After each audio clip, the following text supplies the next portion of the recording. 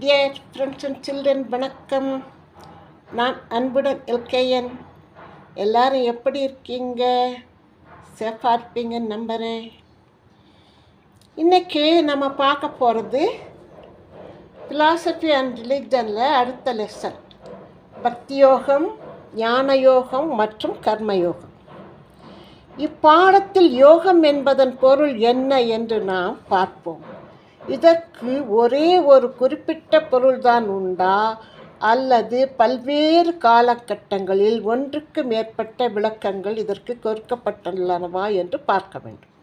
இம்மாதிரியான கேள்விகள் மூலம் ஆராய்வோமானால் இச்சொல்லின் முற்பகுதியில் என 3 ஞானம் மற்றும் கர்மயோகம் போன்றவை பக்தி 3 வேறுபட்ட சொற்களும் அல்லது கோட்பாடுகளும், அதாவது பக்தி, ஞானம் மற்றும் கர்மயோகம் போன்றவை சேர்க்கப்பட்டுள்ளன என்பதற்கு விளக்கம் நமக்கு கிடைக்கும். கர்மம், மாயை, நிர்வாணம், யோகா, பக்தி, ஞானம் ஆகிய அடிப்படை கோட்பாடுகளில் ஏதேனும் ஒன்றிலிருந்து தொடங்கி இந்திய சிந்தனை வரலாற்றினை தொடர்ச்சியாக எழுத முடியும். கர்மம் என்பது ஒரு மனிதனின் செயல் அல்லது ஆக்கம் ஆகும். இந்திய தத்துவத்தில் கர்மம் என்பது ஒருவன் தன் முற்பிறவியில் செய்த செயல்களை குறிப்பதாகும். இச்செயல்களை அடுத்தடுத்த பிறவிகளுக்கு வழிவகுப்பதோடு மட்டுமின்றி அப்பிறவிகளில் மனிதனின் நிலையையும் நிர்ணயிக்கின்றன என்று நம்பப்படுகிறது. எனவே கர்மத்தின் சட்டமானது இவ்வுலகின் சட்டமாக விளங்கி மனிதனை கர்மத்தின் முடிவின்றி பிறவி பெருங்கடலை ஆழ்த்துகின்றது. மாயை என்பது ஒரு கற்பனை சக்தி. அதுவே பிரபஞ்சத்தை உற்பத்தி செய்து காத்தும் வருகிறது. இந்த பிரபஞ்சமானதை மாயைத்தான் மனிதனை தன் உண்மையான தெய்வீக இயல்பிலிருந்து அல்லது பிரம்மத்திலிருந்து வேறுபடுத்தி குருடன் போல ஆக்குகின்றது என்கிறார் அறிஞர்கள். பிரம்மம் தன்னை ஆத்மன், பிரம்மம் என்று அறிதல் அல்லது மாயையிலிருந்தும் கர்ம விதியிலிருந்தும் விலகி சுயமாக இயங்குதலே நிர்வாணம் அல்லது முக்தி என்பதாகும். பக்தி ஆன்ம அன்பு அல்லது கடவுள் பற்று. ஞானம் ஆன்ம அறிவு அல்லது தனது தெய்வீக இயல்பை அறிதல். மற்றும் யோகம் ஆகியவை பிந்தைய வேத காலத்தில் இந்திய ஆன்மீக வரலாற்றில் சுதந்திரம் அல்லது உலக இயல்புகளிலிருந்து விடுபடுதலுக்கு உதவும் மிகச்சிறந்த சக்திகளாகும் என்று யுக்திகளாகும் என்றும் சொல்லப்படுகிறது. கிருஷ்ண பரமாத்மா முதல் முறையாக பகவத்கீதையில் ஒரு புதிய கோட்பாடான கர்மயோகம் என்பதனை சொல்கிறார். இதன்படி ஒருவன் தன் கடமையை எந்தவித பற்றுறுதியும் இல்லாது செவ்வனே செய்வானானால் அதுவே உலக வாழ்விலிருந்து விடுபடுவதற்கான பக்தி, ஞானம் மற்றும் யோகம் போன்ற ஒரு சிறந்த மார்க்கமாகும் என்று சொல்லுகிறார். இந்திய ஆன்மீகத் துறையில் யோகம் என்ற சொல் பல பொருள்களில் உபயோகப்படுத்தப்படுகிறது. சொல்லிலக்கணப்படி யோகம் என்ற சொல் யோக் என்னும் சொல்லிலிருந்து தோன்றியதாகும். அதன் பொருள் இணை அல்லது பிணை என்றாகும், ஒன்றாக்கப்படுகிறது என்பதாகும். எனவே யோகம் என்பது அடிப்படை துறவு யுக்தியாகும் அல்லது சூழ்நிலையானத்தின் ஏதாவது ஒரு வழிமுறையாகும். இது ஒருவனை பொருள் அடிப்படை வாழ்விலிருந்து விலக்கி பின் பிற மற்றும் இறப்பு ஆகிய சுழற்சியை கொண்ட சம்சார வாழ்விலிருந்து விடுபட்டு அதன் பின்னும் சுழற்சியை கொண்ட சம்சார வாழ்விலிருந்து விடப்பட்டு சுழற்சியை இறப்பற்ற பிரபஞ்ச ஆத்மாவில் இணைவதற்கு உதவுகிறது என்று சொல்லப்படுகிறது. ஓகேவா?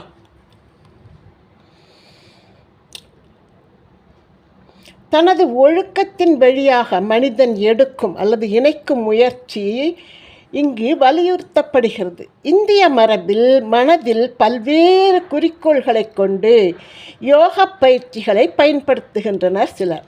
உடற்பயிற்சியை மட்டுமே வலியுறுத்தும் ஹதயோகத்தில் கூறுகின்றனர். அவர்தம் குறிக்கோள் உடலில் செயலற்று இருக்கின்ற சக்திகளை தூண்டுவதேயாகும்.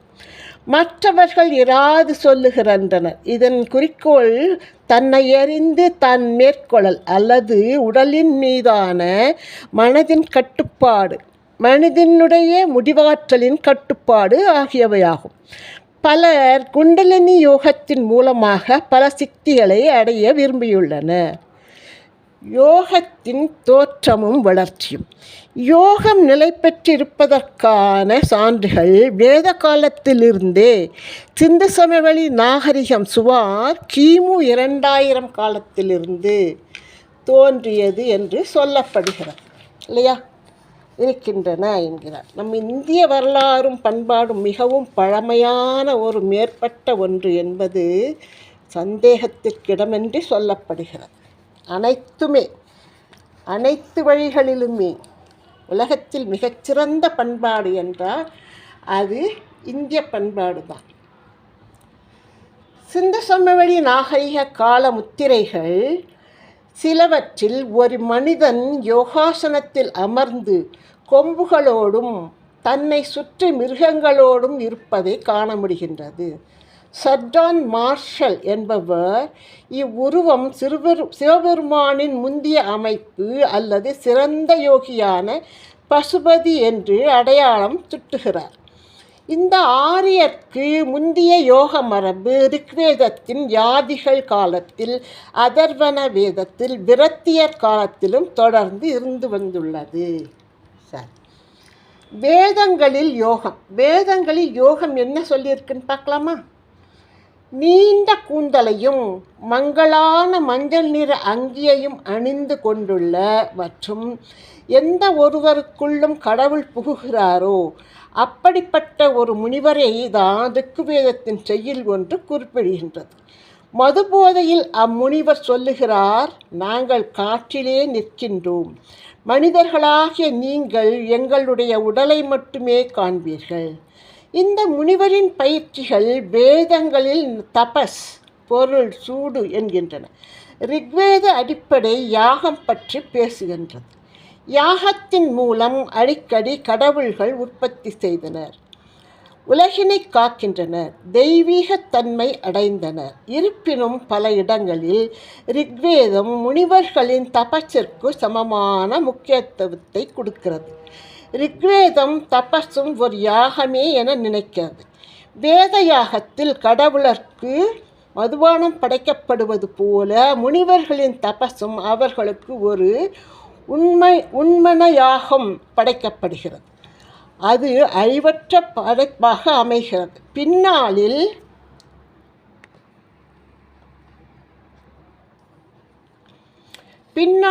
அது பின்னிகே சத்ர என்று சுமார்த்த சூத்திரரால் அழைக்கப்பட்டது. இவ்வாறு ஆரியர்க்கு முன்பு பழங்குடியினரின் தபஸ் வாழ்வையை உள்மன யாகம் என்று பிராமணியம் ஏற்றுக்கொண்டது. வேத யாகங்களில் முக்கியமானவற்றில் ஒன்றான அக்னிஹோத்திரத்தின் மிக முக்கிய பகுதியாக பிராணாயாமம் பிராமணிய நூல்கள் என்று ஏற்றுக்கொள்ளப்பட்டன. அதிலின்று பிராமணர்கள் உள்மன அக்னிஹோத்திரம் என்று அறியப்படுகிறது.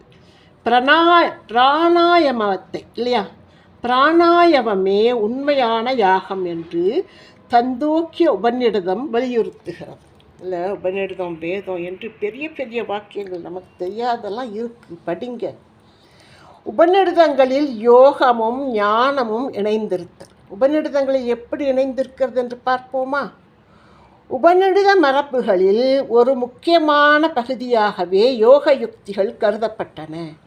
ஞானமே இறப்பிலிருந்து விமோசனம் தருகின்றது என்று உபநிடதங்களில் கூறப்படுகின்றது. இதனை யோக பயிற்சியும் தருவதாகவும் சில உபநிடதங்கள் கருதுகின்றன.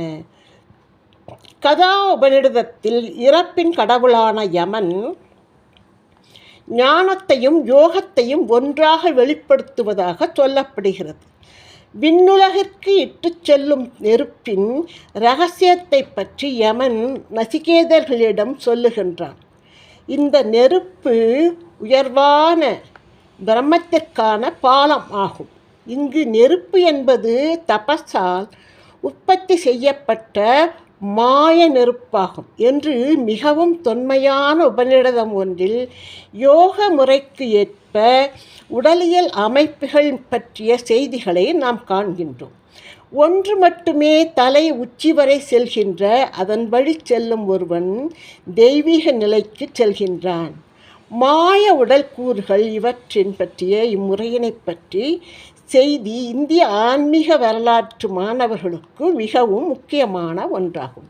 பின்னால் வந்த நூல்கள், குறிப்பாக யோக உபநிடதங்கள், உதாரணமாக யோக தத்துவ நூல்கள் உபநிடதங்கள், ஞான பிந்து உபநிடதம், நாத பிந்து உபநிடதம் போன்றவை மற்றும் தாந்திரிக இலக்கியங்கள் ஆகியவை இது பற்றி ஏராளமான விளக்கங்களை தருகின்றது. நீங்கள் அறிந்திருப்பீர்கள் என்று நினைக்கிறேன். ஓகே. மற்றும் யோக யுக்திகள் மற்றும் பக்தி ஆகியவற்றின் ஒருங்கிணைப்பு. தொன்மையான உபநிடதங்களில் ஒன்றான கதா உபநிடதத்தில் சுமார் கிமு 600 ஒரு குறிப்புள்ளது. எந்த மனிதன் விவேகமுள்ள வழியின் சாரதியாகவும் அடக்கப்பட்ட மனத்தை கடிவாளமாகவும் உடையவனோ அவன் சம்சாரமாகிய கடுவழியில் எல்லை நிலத்தை அடையப்படுகிறான். எனவே எங்கும் நிறைந்த பரம்பொருளினுடைய விஷ்ணு 3 பொருட்கள் என்னென்ன? பரமபதம் என்ற நிலை. இங்கு பரம்பொருளாகிய விஷ்ணு இதிகாசங்களிலோ அல்லது புராணங்களிலோ சொல்லப்பட்ட விஷ்ணுவானவர் அல்ல. இது முன்பே வந்தது. ஞானத்தையும்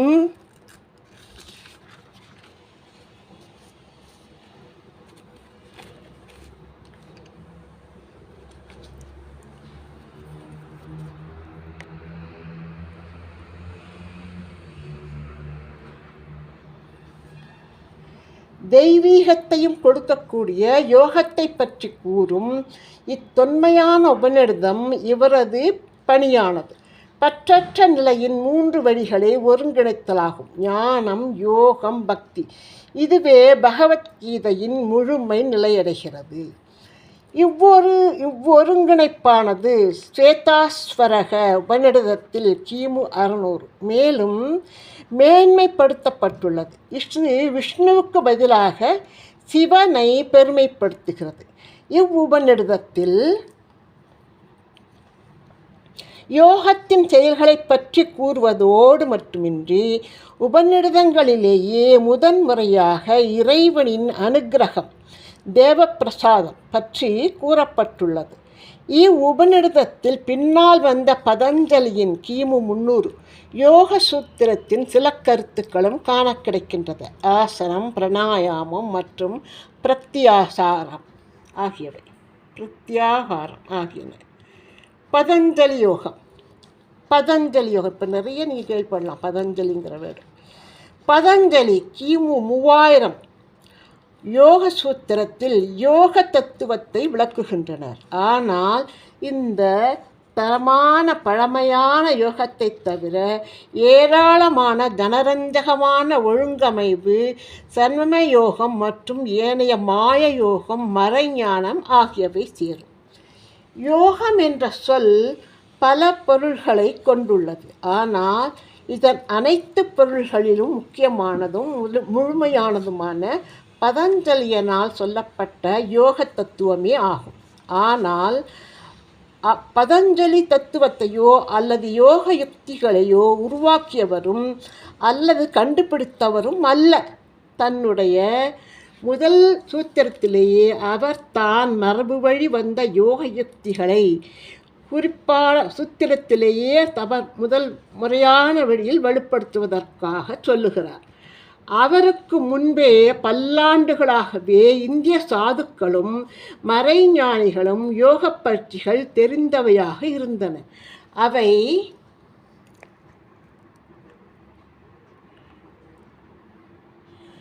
அவைகளுக்கு ஒரு இலக்கண வடிவம், நுண்பொருள், ஆய்வு அடிப்படையும் அமைத்து தந்தவர்தான் பதஞ்சலி.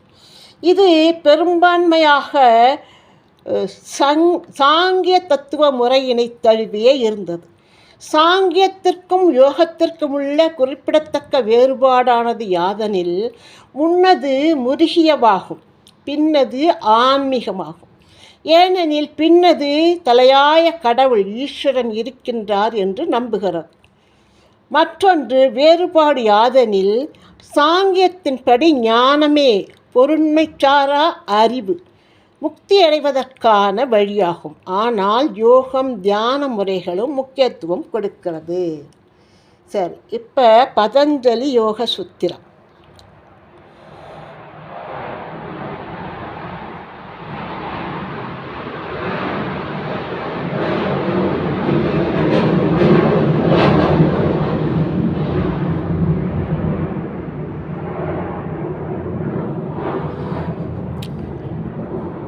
பதஞ்சலி யோகம் 8 அங்கங்களை கொண்டுள்ளது.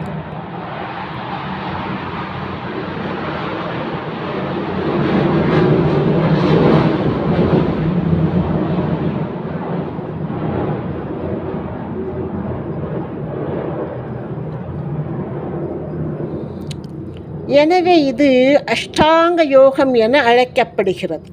இதன் அங்கங்களாவன யமம், அதாவது விலகியிருத்தல், நியமம், சடங்கு, ஆசனம், இருக்கை நிலை, பிராணாயாமம், மூச்சு விடும் மூச்சு கட்டும் பாட்டு, பிரத்யாகாரம், பற்றற்ற மனநிலை, தாரணம், ஒருநிலைப்படுத்தல், தியானம், சமாதி, பரம்பொருளுடன் இணைதல். இந்த மாதிரி 8 பாகங்களை கொண்டது பதஞ்சலி யோகம். விலகியிருத்தல் என்றால் என்ன? யமம் இது 5 இயக்கங்கட்பாடுகளை கொண்டுள்ளது. எவரையும் காயப்படுத்தாமை, உண்மையாக இருத்தல், களவாடாமை, ஆன்மீகையில் மற்றும் பேராசை இல்லாமை. பாருங்க எவ்வளோ நல்ல குணங்கள் இருக்குது. இப்போ இதெல்லாம் யார் பார்க்குறாங்க? ஒருத்தரும் இல்லை. 2வது 8 பாகங்கள் இருக்கிறது அல்லவா, அதில் 2வது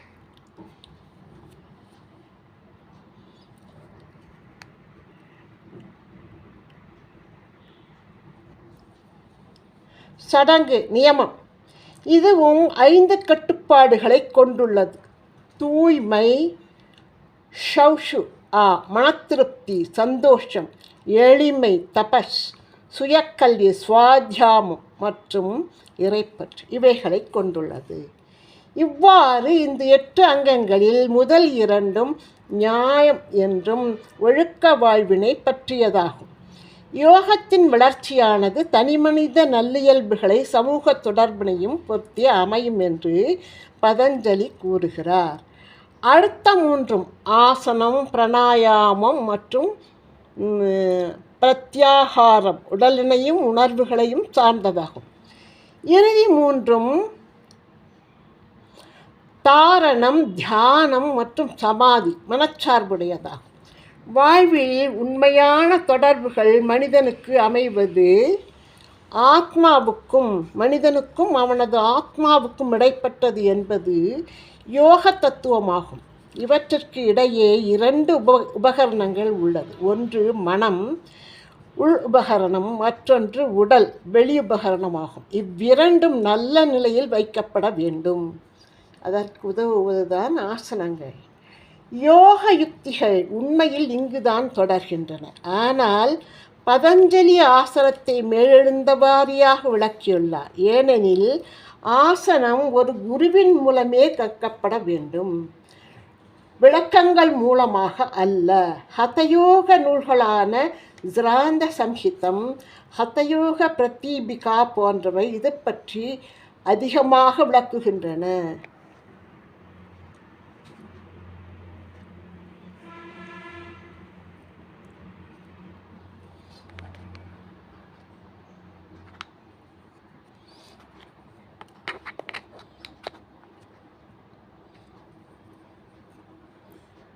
மேலும் பதஞ்சலி தியானத்திற்கென்று தனி ஆசனம் எதனையும் சொல்லவில்லை.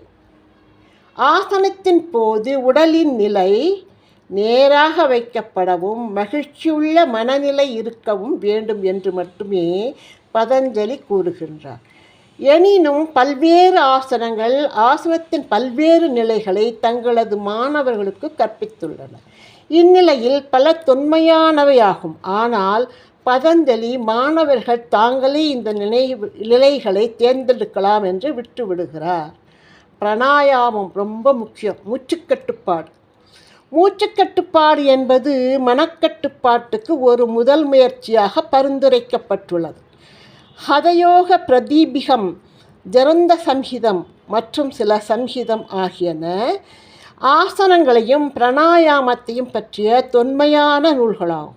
இவை மூச்சுக்கட்டுப்பாட்டில் வேறுபட்ட வகையான மூச்சை வெளி உள்ளிழுத்தல் பூரகம், மூச்சை நிறுத்துதல் கும்பகம், மூச்சை வெளிவிடுதல் ரோகம் ஆகிய கால அளவுகளை முறையாக சொல்லிக் கொடுக்கின்றனர்.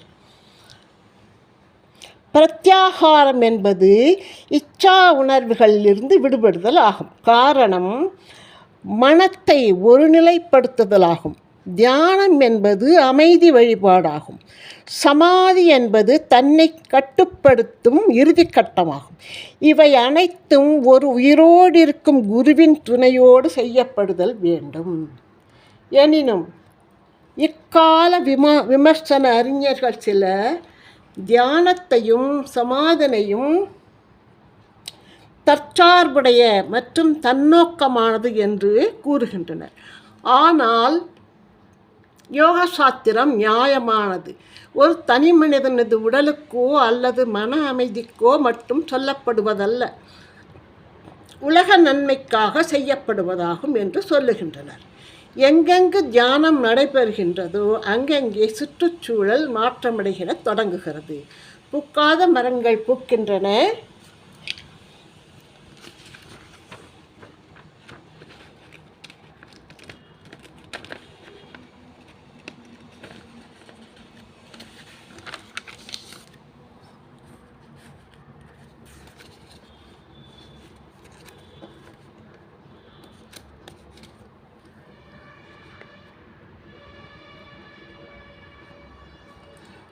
ஒருவன் தன் வீட்டில் தியானம் செய்தால் நல்ல அறிவும் நன்னடத்தையும் பெறாமல் தவிக்கும் அவனது குழந்தைகள் கூட நன்னடத்தையை பெறலாம்.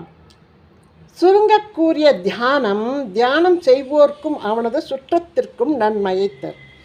இணையற்ற இந்த யோக முறையானது பகவத்கீதையில் ஆசிரியரை தனது நூலின் ஒவ்வொரு அத்தியாயத்தையும் ஒரு யோகமாக பெயரிட வைத்திருக்கின்றது. உதாரணமாக கர்மயோகம், சந்நியாச யோகம், தியான யோகம், விபூதி யோகம், விஸ்வரூப தரிசனம் யோகம் போன்றவையாகும். போரிடுவதா அல்லது வேண்டாமா என்னும் அர்ஜுனனின் தடுமாற்றம் கூட அர்ஜுன விஷத யோகம் என்று அழைக்கப்படுகின்றது. பகவத்கீதையை ஒரு பகுதியாக தன்னுள் கொண்டுள்ள மகாபாரதத்தில் யோக முறை எவ்வாறு பயன்படுத்தப்பட்டுள்ளது என்று தெரிந்தால் மேற்கூரை விளக்குவதற்கு நன்றாக அமையும். மகாபாரதத்தில் சொல்லப்படும் யோகங்களை அடுத்த எபிசோடில் பார்க்கலாம். என்னுடைய இந்த சேனல் வீடியோ அன்புடன் எல்கோயன் எல்லாரும் சப்ஸ்கிரைப் பண்ணுங்கள், ஷேர் பண்ணுங்கள், லைக் பண்ணுங்கள், கமெண்ட் பண்ணுங்கள், தவறாமல் பாருங்கள். என்னுடைய இன்னொரு சேனல் கோல்டு 3878, அதில் கர்நாடிக் மியூசிக் பற்றி போடுறேன், பாருங்கள், சப்போர்ட் பண்ணுங்கள். மறுபடியும் அடுத்த எபிசோடில் பார்க்கலாம். பை.